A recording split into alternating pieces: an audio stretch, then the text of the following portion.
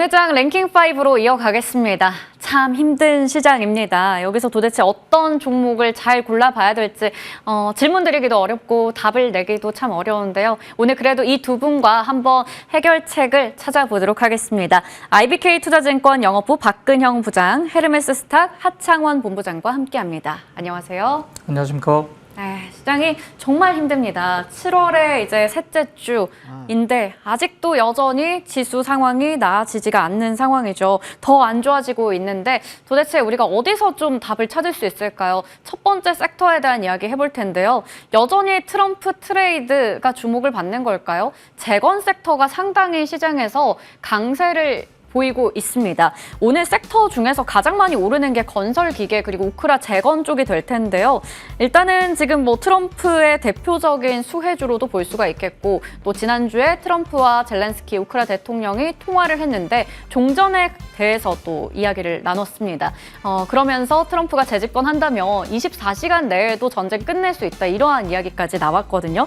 여전히 시장에서 우리가 그러면 봐야 되는 게 이 재건주인지 궁금합니다. 먼저 하창원 본부장님, 우리가 재건주 사실 테마주 성격 짙어서 이거는 단기적으로 봐야 된다고 생각했는데 생각보다 좀 길어지고 있어요, 랠리가. 오늘 데모나 현대 에버다임의 상승률 대단합니다. 다시 상승 랠리 이어가는 건지 어떻게 시각을 좀 가지는 게 좋을까요? 네, 금일 상한가 간 종목군들도 많고 그다음에 현재도 20% 이상 상승하는 종목군들이 많기 때문에 지금 시점에서는 연속성을 조금 더 갖는다라고 보시면 될 것 같습니다. 그러니까 사실상 이전보다 조금 더 가셔야된 이벤트가 나왔기 때문이라고 보시면 좋을 것 같고요.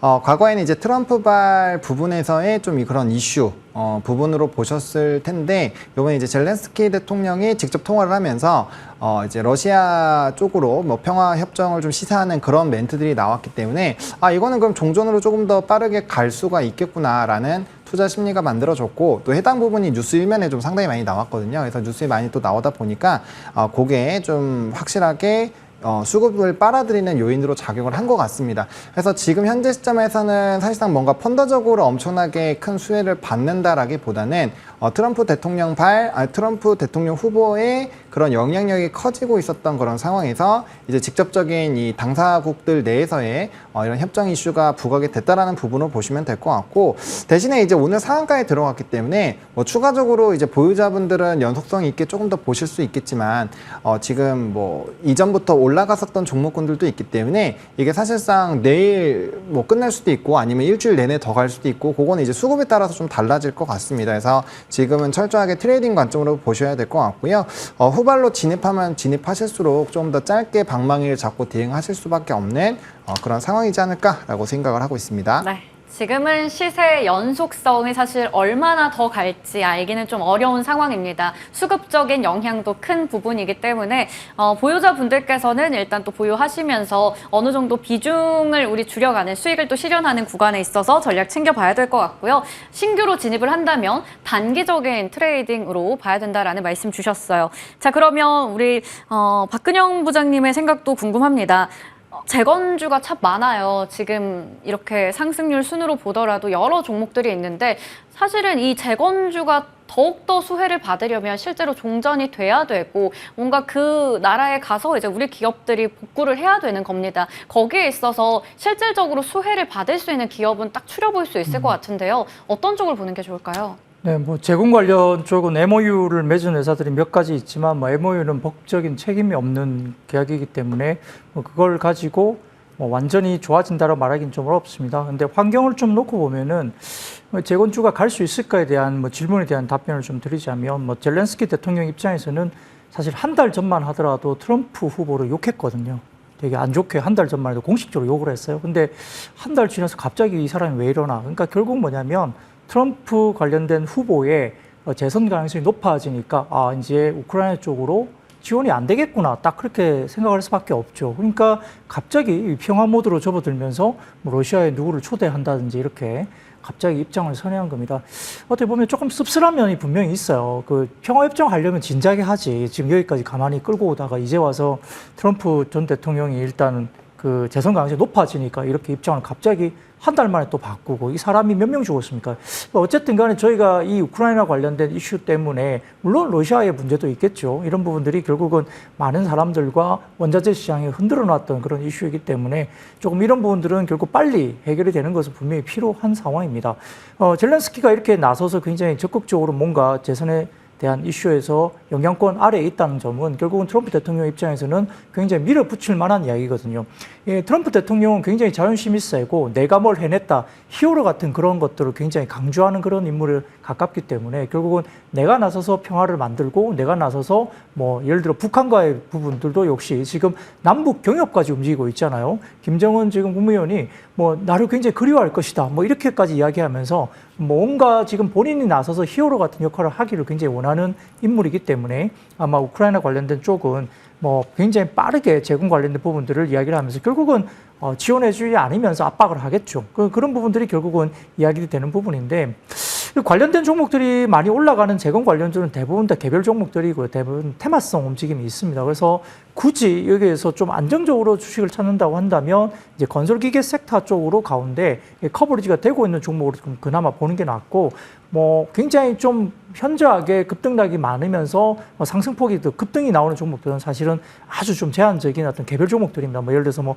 현대, 에브다임이나 데모 이런 종목들이거든요. 그러니까 그런 종목들에 대한 펀더멘털은 저희가 설명드리기 좀 어려운 상황이고 그래서 이 건설기계 업종으로 본다면 뭐 지금 현재 눈에 들어오는 큰 종목 중에 하나는 그래도 HC 현대건설기계 정도가 지금 우크라이나 관련된 조기 종전을 주장하면서 그리고 인프라 관련된 쪽은 지금 공화당이든 민주당이든 미국 내에 리쇼어링이 이야기되면서 인프라 관련된 이쪽은 굉장히 좀 강하게 계속적으로 공약을 나타내고 있는 공동 분모로 볼 수 있습니다. 그래서 기본적인 인프라 쪽의 건설기계 쪽이 좀 미국 시장과 관련해서 모멘텀이 생길 수 있다는 점은 건설기계 쪽으로 좀 보는 것이 맞는 것 같고요.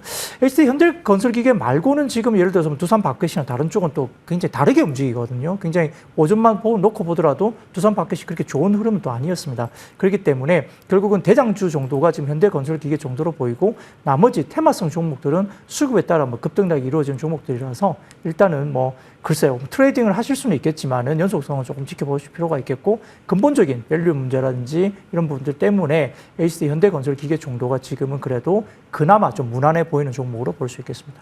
네, 종목 추려보니까 결국에 남는 종목은 참 몇 개 안 되는 것 같습니다. 북미 쪽으로 해서 모멘텀 가져갈 수 있고 그래도 실제로 숫자로 찍힐 수 있는 쪽 우리 건설기계 안에서도 HD 현대건설기계 말씀해 주셨어요. 그 부분 이외에는 트레이딩의 영역에서 우리가 테마주 성격으로 접근해보자 이렇게 얘기를 주셨네요. 자, 그러면 재건과 사실 반대되는 게 또 방산인데요. 오늘은 뭐 방산이 다 간다라기보다는 일부 종목들 좀 움직임이 나타나고 있습니다.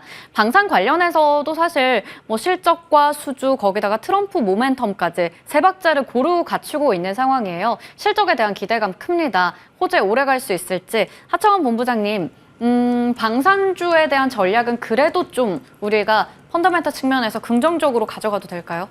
네, 저는 뭐 긍정적으로 보셔도 좋을 것 같습니다. 뭐 금일 이제 개별적인 이슈가 있었던 현대 로템 같은 경우는 5%대 이상 상승이 나오다가 지금 현재가로는 3%대 상승이 나타나고 있는데 아무래도 이제 말씀 주신 것처럼 반대의 영역에 있는 산업군이다 보니까 재건 쪽으로 수급이 쏠렸을 때는 방산이 조금 쉬어가는 흐름들이 일부 나타나기는 했습니다.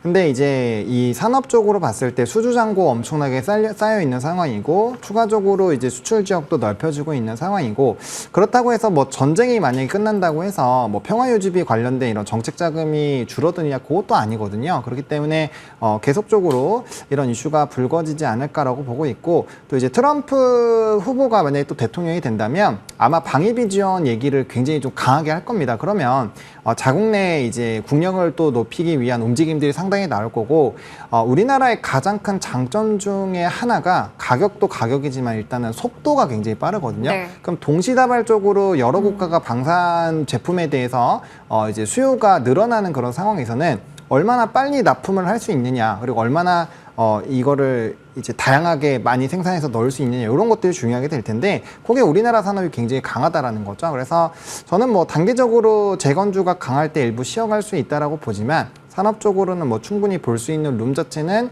많이 남아있다라고 보고 있는 상황이고요. 이 지역이 계속적으로 다변화가 되고 있고 신규 지역들이 만들어진다라는 것은 추가적인 수주에 대한 기대감이 높아진다라고 보시면 될 것 같고, 또 수주하면 한 번에 끝이 아니잖아요. 뭐 포탄이라든지 뭐 계속적으로 구독 경제화가 또 진행이 되기 때문에 안정적인 이런 매출원 단에서의 상승을 기대해 본다라고 한다면 방산주는 오히려 좀 강하게 눌림이 나온다라고 했을 때 관심을 가져볼 만한 그런 기회로 좀 활용을 해보시면 좋을 것 같습니다. 네, 재건주 쪽으로 또 매기가 집중이 되다 보니까 오늘 방산주가 또 쉬어갑니다. 대표주들이요. 이럴 때 오히려 우리가 또 노려볼 수 있겠다. 이렇게 정리해 보도록 할게요. 자, 그러면 다음 테마로 넘어가 보겠습니다. 가장 중요한 또 반도체 쪽이 아닐까 싶은데요. 지난주부터 전략을 챙겨가고 있긴 한데 그럴 때마다 없는 분들께서는 분할 매수를 해도 된다라고 해주셨어요. 하지만 지금 아무래도 어디가 더 바닥인지 얼마나 더 빠질지 사실 모르겠습니다. SK 하이닉스 실적이 이번 주에 또 발표할 예정인데 실적의 눈높이 상당히 높은 상황이에요. 영업이익 6조 원 이상 나올 거다라는 이야기도 나오고요. HBM을 등에 업고 깜짝 실적이 나올 것이다 라고 하는데 자, 그러면 박근영 부장님, 호실적은 이미 따놓은 게 아닌가라는 생각이 듭니다. 그렇다면 지금의 조정을 기회로 활용해야 될지 혹은 이미 실적이 잘 나올 거라고 예상을 했기 때문에 실제로 실적이 잘 나오고 오히려 주가가 추가적으로 하락한다라고 생각했을 때는 손절이나 수익을 또 챙겨야 되는 건지 어떻게 포지션을 취해야 될까요? 네, 실적단에 대한 우려는 크게 없을 걸로 보입니다. 근데 미국 같은 경우도 빅테크 업체들이 이번 주, 다음 주 정도까지 좀 중요한 빅테크 업체들의 실적 발표가 있는데 그때 당시에 미국 시장의 반응을 좀 우선 보여야 될 것 같고요. 최근에 뭐 반도체를 포함해서 빅테크들이 전반적으로 조금 좋지 않은 캐시플로우 흐름을 계속하고 있어서 펀드 흐름도 대부분 조금 고점에서 좀 빠져나가는 모습을 좀 보이고 있다는 것도 미국 시장 내에서도 트럼프 트레이드가 역시 산업재 중심으로 시장들이 좀 수급이 이동하고 있고 빅테크 쪽에서 좀 빠져나가고 있다 이런 것도 영향을 미치고 있습니다.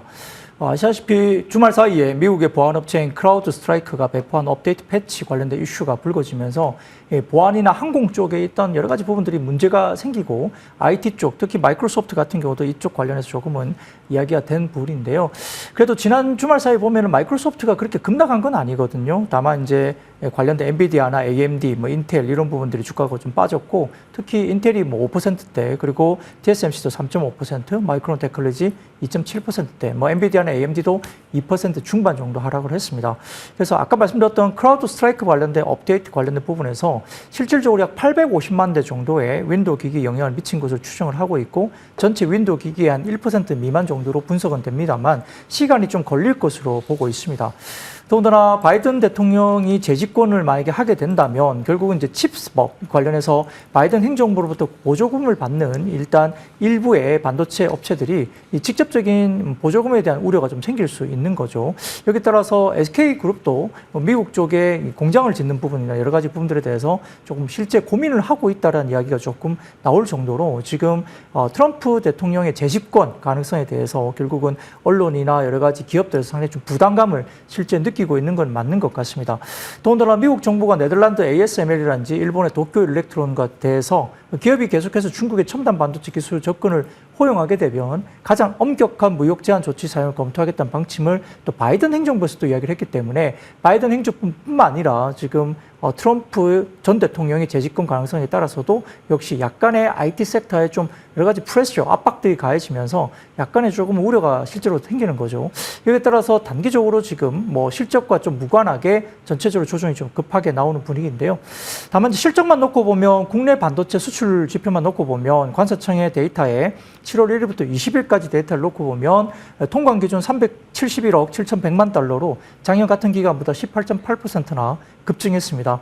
더군다나 전체적으로 품목별로 보면 주요 품목인 반도체 수출이 57.5%로 급증하면서 전체 수출 가운데 반도체 비중이 18.2%까지 올라왔고 4.5%포인트 더 증가하면서 월간 기준 반도체 수출액이 지난해 11월부터 두 자릿수 증가율을 계속 나타내고 있으니까 수출이나 뭐 디램, 낸드 등등이 포함한 부분들은 상당히 지금 좋습니다. 그렇기 때문에 하이닉스나 뭐 삼성전자가 실적이 안 좋아질 상황은 사실은 좀 아니다 이렇게 볼 수 있고 여기에 따라서 낸드 프레시 관련된 부분 그리고 ESS 관련된 부분들도 지금은 일정 부분 쇼티지 부분도 나타나고 있다는 게 여전히 온고잉이기 때문에 이런 부분들 본다면 업황에 대한 부러짐이 있을까에 대한 부분들은 아직은 좀 아닌 것 같다 생각은 듭니다. 다만 이제 지금 최근에 주가가 조정받다 보니까 이런 이야기도 합니다. 이 그 성장률 상승 그러니까 실적이 어닝 같은 부분들이 성장률이 나오는데 가파르게 초반에 성장하던 성장률이 하반기 이후부터 좀 완만해진다 이런 이야기를 하면서 조정의 빌미를 이야기를 하는 사람도 좀 있는데요. 사실 작년 상반기와 놓고 보면 워낙 안 좋았죠. 그렇기 때문에 올해 상반기 YOY 증감률이 상당히 가파르게 나타나다가 작년 하반기부터 실적들이 좀 어느 정도 올라오기 시작했기 때문에 올해 하반기 같은 경우는 전년 동기 대비로 봐서는 이 상승폭의 부분이 좀 완만해질 가능성은 있죠. 근데 그것만 하나 가지고 주가가 부러진다 말하기엔 좀 아직 논리가 좀 너무 비약적인 것 같고, 내년 25년 역대 최대 실적이 또 나타난다는 점에서는 실질적으로 실적단이 완만해지거나 꺾이거나 이렇게 완전히 가기는 좀 힘들다는 겁니다. 그래서 최근에 완만한 구간을 통해서 역대급으로 올라가고 펀드 플로우가 좀 빠져나오면서 산업재, 그러니까 트럼프 트레이드로 약간 나가는 부분들이 결국은 이 관련된 하락을 나타내고 있다는 점은 좋은 회사들, 그러니까 반도체나 반도체 소부장까지 실적이 2분기 이후로 좋아지는 회사들은 오히려 낙폭과대 기회를 노릴 수 있는 어떤 좋은 기회가 아닐까 생각도 해봅니다. 네,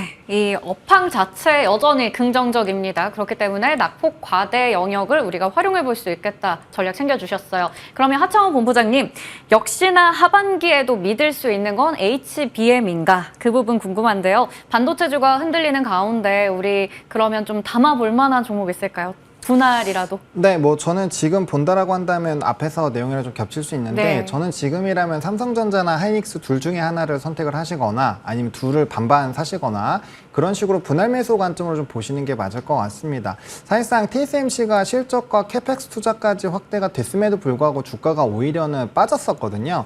그러다 보니까 지금 실적에 대한 반영보다는 정치적인 이런 변수에 조금 더 치중하는 시장이라고 보시면 될 것 같고요. 다만 이제 넘버가 나오는 산업군들 같은 경우는 이러한 좀 정치적인 색깔이 조금 묻어지게 됐을 때 굉장히 좀 가파르게 움직임이 나타날 수가 있거든요. 저도 뭐 생각은 굉장히 좀 동일한 게 지금 펀더멘탈적으로 뭔가 문제가 생긴 게 아니잖아요. 예를 들어서 뭐 HBM에 대한 초과 수요가 공급이 증가하면서 아예 그걸 만회를 한다거나 뭐 그런 식으로 상승 트리거를 만들어냈었던 부분이 꺾인 것도 아니고, 그렇다고 했을 때 뭐 기업들의 실적이 안 나오는 것도 아닙니다. 대부분 실적 잘 나오고 있는 상황이고요. 또 게다가 만약에 TSMC가 이번에 캐펙스 투자를 안 했으면 또 모르겠지만 캐펙스 투자 같은 경우도 굉장히 좀 가파르게 늘어나고 있는 상황이거든요. 그 얘기는 즉슨 이런 뭐 데이터들 앞으로 이제 수요단이 더 늘어날 수 있다라는 부분으로 보시면 될 것 같고요. 그다음에 앞에서 수출입 데이터 말씀해 주시긴 했는데 그 HS 코드 쪽으로 보시게 됐을 때 메모리 반도체 D램 쪽은 좀 상승이 유지가 되고 있고 모듈은 조금 꺾였고요. 낸드도 조금 꺾였는데 어쨌든 이 D램 쪽에 대한 상승 기조가 여전히 기울기가 굉장히 좀 가파릅니다. 그래서 수출 데이터도 역시나 계속적으로 반도체 중심으로 움직이고 있고요. 그 다음에 금일 이제 야간 선물에 대한 흐름들로 인해서 선물 매도는 굉장히 강하게 나타나고 있지만 외국인 현물이 안 던지고 있거든요. 만약에 현 선물을 동시에 던진다라고 한다면 또 얘기가 달라지겠지만 오전장에 봤을 때 오히려 삼성전자는 순매수 흐름들이 조금은 있었거든요. 그래서 사실상 엄청나게 던질 수 있는 그런 시장임에도 불구하고 안 던지고 있다는 것은 삼성전자를 통해서 뭔가 보려고 하는 뭔가가 있지 않을까. 왜냐면 6월 1일부터 전거래일까지 보시면 6조 전후로 외국인 수급이 들어와 있거든요. 사실 언제든지 던질 수 있는데 던지지 않고 일단 홀딩을 하고 있다는 점에서 이런 하이닉스 실적을 보려는 것이 아닌가라고 보고 있고요. 만약에 하이닉스를 제외한 삼성전자에서까지도 외국인 수급 이탈이 굉장히 강하게 나타날 때는 보다 더 비중 조절을 좀 해주셔야 되는 그런 상황까지 내려올 수 있다는 점 참고해 보시면 좋을 것 같습니다. 그래서 지금 당장 사시기보다는 엔비디아나 이런 미국의 기술주들 대표적인 종목군들이 20선을 이탈을 했습니다. 그러면은 이전 밴드 고가를 뚫는 그런 라인이라든지 아니면 밴드에서 좀 지지가 나오는 거 확인을 하고 아마 필반이 반등하면서 뭐 실적 베이스로 좀 움직이는 움직임이 나타날 수 있기 때문에 그런 것들 좀 차분하게 확인하시면서 좀 보셔야 되지 않을까라고 생각을 하고 있습니다. 네. 차분하게 실적부터 해서 좀 더 미국의 빅테크 기업들까지 체크해볼 이슈들은 많은 것 같습니다. 하지만 전체적으로 지금 관련한 종목에 대한 시각은 두 분 다 긍정적이다라는 부분 확인해봤네요. 자, 그러면 다음 테마로 넘어가 보도록 할게요. 조선입니다. 조선 정말 잘 가고 있어요. 52주 신고가 랠리를 좀 이어가는 종목들이 많습니다. 여기서 더 갈 수 있을지 궁금해지는데요. 박근영 부장님, 하반기에 주도주 역할을 어떻게 보면 조선이 잘 하고 있는 것 같습니다. 앞서 방산처럼 이쪽도 수주부터 해서 그리고 트럼프 거기다가 선가까지 거의 3중 호재거든요. 하반기 주도주는 조선인가요? 네, 뭐 조선업종 여전히 긍정적인 수급이 이어진다 볼 수 있겠고, 오늘도 마찬가지로 트럼프 트레이드 1년일 수도 있지만은 최근에 신조선가 지수가 상당히 좋습니다. 지금 187.91포인트까지 올라왔고 중고성가 지수도 180.09포인트까지 올라오면서 사실 VL 주시나 컨테이너선 신조 가격 상승이 신조성가 지수 상승을 이야기하고 있고 우리가 상당히 고부가 가치선 이야기를 중심으로 한국을 이야기했지만 최근에는 컨테이너선 관련된 신조 가격 상승이 전반적인 가격을 이끌고 견인하고 있다고 볼 수 있습니다. 신조성가 지수는 역사적 고점과 대비 지금 불과 3.67포인트 정도 차이밖에 안 나고 있어요. 그래서 역사적 고점까지 거의 올라온 상태이기 때문에 분위기가 상당히 좋고요. 중국의 최근 캐파 확장이 있긴 하지만은 한국 조선소의 수주 점유율 감소와 그리고 저가 수주 경쟁, 공급 강화에 대한 성과 하락 이런 주의에 대한 이야기가 다소 조금 나오기는 하는 구간이긴 합니다. 중국이 꽤 많은 MS를 갖고 있는 상황인데 그럼에도 불구하고 아직까지는 그 단납기 인도 슬롯이 타이트한 상황이고 선가 하락 가능성은 아직은 제한적이다라는 분석이 이루어지고 있고요. 더불어 트럼프 후보 당선이 되면 LNG 생산 투자 확대 때문에 우리가 알고 있는 LNG 액화 프로젝트들이 대부분 북미 지역에 집중될 수밖에 없다는 점에서 해당 물량의 LNGC 발주가 국내 조선 3사로 이어질 가능성은 없습니다. 미국이 중국으로 발주를 주기는 거의 만무하다 봐야 되겠죠. 그래서 결국은 중국 민영 조선소들의 LNGC, 그 다음에 VLGC, VLC 등에 대한 최근 1년 사이 캐파 확장이 양쯔장 조선을 제외하면 거의 다 캐파 확장이 제대로 안 되고 있죠. 위협적이지 않은 상황이기 때문에 아까 말씀드렸던 LNGC 발주 관련된 부분들이 국내 3사의 주력 선종 중심의 향후 실적 개선세가 충분히 이루어질 수 있다는 점은 여전히 긍정적으로 바라볼 수 있겠고 하나오션 같은 경우는 지금 미국의 조선소를 인수하면서 미국의 국방 관련된 이런 어떤 물량 계약 이런 것들이 충분히 사전에 교감을 가지고 조선소를 인수하는 것이 아니냐 이런 이야기가 나오고 있기 때문에 하나오션 같은 경우도 미국의 국방부 물량을 또 수주를 하는 경우 이런 모멘텀을 가지고 있는 종목들도 있습니다. 그렇기 때문에 조선업종 분위기는 전체적으로 아직까지는 실적이 제대로 들어오는 구간이고 신조성과가 아직 상당히 고점에서 피크아웃이나 빠질 만한 우려보다는 아직까지 좀 견조하게 좀 유지가 되지 않겠느냐 이런 분석이 아직은 우세하기 때문에 여전히 주도 섹터 가운데 한 가지가 좀 되고 있다 이렇게 말씀드리겠습니다. 네, 여전히 주도 섹터가 되고 있는 조선에 대해서 그러면 리스크는 없을까요? 그 부분도 체크해 봐야겠죠. 하창원 본부장님, 물이 들어왔는데 장밋빛 전망만 이제 꽃길만 걸으면 될 것 같은데 또 노조 관련된 리스크가 있긴 합니다. 업계에 미치는 영향은 어떻게 보세요? 아무래도 이제 생산적인 부분에서 문제가 될 수 있다는 점, 그리고 조선업은 항상 인건적인 부분에서 좀 문제가 있었거든요. 다행스럽게도 이제 외국인 노동자들이 좀 추가가 되면서 작년 대비했을 땐 6% 늘어난 수치이지만 어쨌든 간에 파업이 진행이 된다라고 했을 때는 생산 차질이 일어나게 될 거고 거기에 따라 지연되게 된다면 당연히 장부가로 반영되는 시기도 좀 뒤로 미쳐줄 수가 있을 것 같습니다. 근데 사실상 노조에 대한 파업은 어디에서나 다 나올 수 있다라고 보고 있는 상황이고요. 이게 장기화가 되지 않으면은 좀 괜찮지 않을까라고 보고 있고, 그다음에 이제 절대적으로 이 인건에 대한 그 고용을 할 수 있는 그 수 자체가 일단 절대적으로 좀 늘어났다는 점에서 이전보다는 조금 더 낫다라고 보고 있고요. 또 과거에는 후판 가격에 대한 불확실성도 꽤 컸는데 지금은 후판도 뭔가 연속적으로 가격을 올리기가 좀 쉽지 않죠. 그래서 지금은 부정적인 면보다는 오히려 긍정적인 면이 굉장히 좀 큰 상황이라는 점, 그리고 LNG선으로 너무 치중이 되어 있어서 수주가 좀 안 나오던 게 최근에 컨테이너선으로 이어지면서 플러스 알파 요인이 좀 늘어나고 있다는 점 봤을 때도 나쁘지 않다라고 보여집니다. 그래서 지금 수주가 깔려 있었던 그런 내용들까지 본다라고 한다면 저는 부정적인 요인보다는 긍정적인 게 더 많기 때문에 지금은 좀 롱 포지션으로 보고 대응을 하는 게 여전히 맞지 않을까라는 생각입니다. 지금은 또 길게 봐도 괜찮다라는 부분에서 워낙 긍정적인 이슈들이 많으니까요. 그 부분들 하나씩 짚어봤습니다. 자, 다음 이슈로 넘어가 볼게요. 이번에는 좀 우려가 큰 쪽입니다. 신재생 에너지 관련주가 될 텐데요. 트럼프 수혜주에 대한 이야기를 했다면 이제는 또 트럼프 피해주라고 볼 수가 있겠죠. 트럼프와 또 바이든 정부는 워낙에 이 그린 산업에 대해서는 반대되는 정책들을 펼쳤잖아요. 그러다 보니까 걱정이 큰 상황입니다. 위기로 봐야 되는 건지. 자, 먼저 해리스 부통령을 대선 후보로 민주당 쪽에서 내세우긴 했지만 여전히 트럼프 대세론이 더 굳건하긴 합니다. 거기에 대해서 이야기해 볼게요. 박근영 부장님, 신재생주에게 있어서는 이건 엄청난 악재인가요? 아니면 아직까지 우리가 좀 그래도 볼만할까요? 네, 신재생 같은 경우는 트럼프 대통령이 재선을 하게 됐을 때 센티적인 부분들은 IRA를 첫날부터 폐지하겠다 이런 이야기를 또 공공연하게 이야기를 했기 때문에 좀 위협이 되는 센티적인 부분도 있을 수 있는데 1기 재임 때 보고 나면 트럼프 대통령 때 역시나 신재생 쪽에 자금 집행은 굉장히 역대급으로 집행이 됐다. 그거는 이제 의회 쪽에서 이미 결정된 상황에 대해서 자금 집행을 하는 것이기 때문에 뭐 트럼프 대통령 자체가 그것을 다 막기는 어렵고요.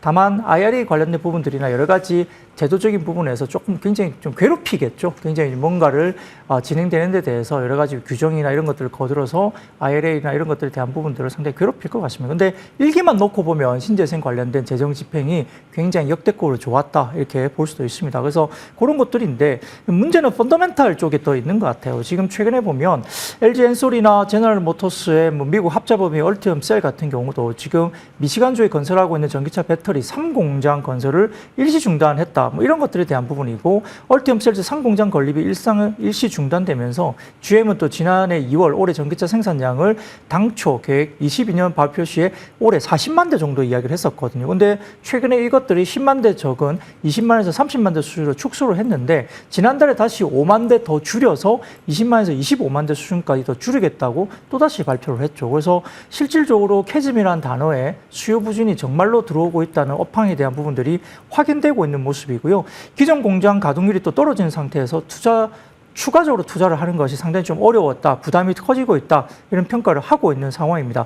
LG엔솔 같은 경우는 기존의 전기차 라인을 배터리 수요가 정체되고 있기 때문에 전기차 라인을 에너지 저장 장치인 ESS를 약간 전환하면서 가동률을 계속 유지하고 끌어올리는 모습을 전략적으로 쓰고는 있는데 기본적으로 트럼프 전 대통령의 재집권 가능성이 커지게 되다 보니까 아까 말씀드렸던 IRA에 대한 보조금에 대한 2차 전지에 대한 센티가 타격을 받을 수 있다는 우려가 여전히 들이고 있고 더군다나 테슬라 같은 경우도 지금 주요 시장인 미국의 서부 캘리포니아주, 특히 캘리포니아주는 전기차 전환이 굉장히 제일 빠르고 가장 공격적인 주임에도 굉장히 대표적인 상징적인 주인데요.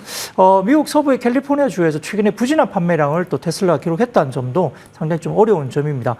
결국 캘리포니아 신차 딜러 협회에 따르면 2분기 신차 등록 대수 보고서에 따르면 테슬라의 지난 2분기 신차 등록 대수가 52,211대로 전년 동기 68,827대 대비 24.1%나 감소했습니다. 그러다 보니까 전반적인 테슬라 점유율이 2분기에 작년 14.6%에서 올해 2분기는 11.3%로 3.3%포인트 정도도 테슬라가 굉장히 부진해지고 있는 상황이죠. 그러다 보니까 전반적인 흐름에서는 뭐 트럼프 대통령의 여러 가지 목리를 부리는 언급 때문에 센티가 좀 안 좋아진다는 건 알겠지만은 업황 자체에 대해서 수요 부진이나 여러 가지 투자 지연, 그다음에 기존의 출하 라인에 대한 목표를 굉장히 하향 조정하고 있는 업황 자체가 굉장히 좀 압박을 주고 있는 게 아닌가 이런 것들이 기본적인 펀더멘털의 문제가 있다라고 볼 수 있겠고요. 풍력이나 태양광도 여전히 이런 부분에서 크게 벗어나지 않는다는 점에서는 단기적으로 조금 조심을 할 필요는 있다 이렇게 생각이 듭니다. 네, 단기적으로 조심할 필요가 있어 보입니다. 지금 펀더멘탈 측면에서도 사실 문제가 있다 보니까 거기에 이 악재가 더해져서 주가가 영 힘을 못 쓰는 것 같습니다. 자, 그러면 하창원 본부장님, 신재생 에너지주는 우리가 좀 단기적으로 전당대회 전까지 뭐 트레이딩 할 수 있겠지만 사실 거기서 수익을 많이 내기는 어려울 것 같거든요. 그러면 반면에 에너지 쪽에서 트럼프 수혜주로 우리 볼 수 있는 석유 에너지라든지 아니면 네. 원전 관련한 쪽, 차라리 이쪽을 보는 게 나을까요? 저는 뭐 만약에 본다라고 한다면 전력이 제일 낫지 않을까 싶긴 전력? 한데 네. 근데 이제 수출입 데이터를 오늘 좀 HS 코드를 보고 오니까 그렇게 좋게 나오진 않았어요. 그러다 보니까 오늘 좀 조정이 나오고 있거든요. 그래서 조금은 뭐 에너지 쪽 같은 경우도 사실상 트럼프발 부분으로 움직임이 나타날 수 있지만 이쪽은 원유 재고에 따른 변화들 그리고 실질적으로 수요가 늘어나지 않으면 구조적으로 올라가기 힘듭니다. 그러니까 단기 트레이딩으로 해야 되는데 단기 트레이딩은 사실 시기가 뭐 하루 이틀에 끝날 수도 있고 일주일 만에 끝날 수도 있는 거잖아요. 그렇기 때문에 그런 불확실성에 지금 굳이 베팅할 필요가 있을까라는 생각이 들고요. 원전 같은 경우는 저는 앞으로 정책적인 연속성이 계속적으로 나올 거기 때문에 뭐 장기적으로 봤을 때는 계속 모아가야 된다라고 생각을 하지만 시장이 이제 수주를 받았음에도 불구하고 일단 세론으로 좀 작용을 하고 있기 때문에 약간의 좀 기간 조정은 필요하지 않을까라는 생각이 일부 있습니다. 근데 뭐 원전 같은 경우는 지금 뭐 국내적으로 이벤트가 터져 나오고 있기 때문에 뭐 오히려 조금 길게 보신다라고 한다면 풍력이나 지금 태양광보다는 조금 더 원전 쪽이 승기를 잡을 수 있지 않을까라고 보고 있어서 뭐 그렇게 생각을 해보시면 좋을 것 같고 전력기기 같은 경우는 수출입 데이터 마지막 것까지 좀 데이터를 확인해 보셔가지고 만약에 이 기조가 더 꺾였다. 그러면은 단기적으로 가격 조정 강하게 올 수 있으니까 수출입 데이터를 좀 잘 체크를 해보셔야 될 것 같습니다. 네. 전력 설비 쪽, 전력기기 쪽 말씀해 주셨네요. 중장기적인 모멘텀도 충분히 있어 보이고요. 수출입 데이터 바탕으로 한다면 실적과 수출 이런 숫자가 잘 나오는 쪽이기도 합니다. 데이터 꾸준히 챙겨보도록 할게요. 자, 그러면 이제 마지막 테마입니다.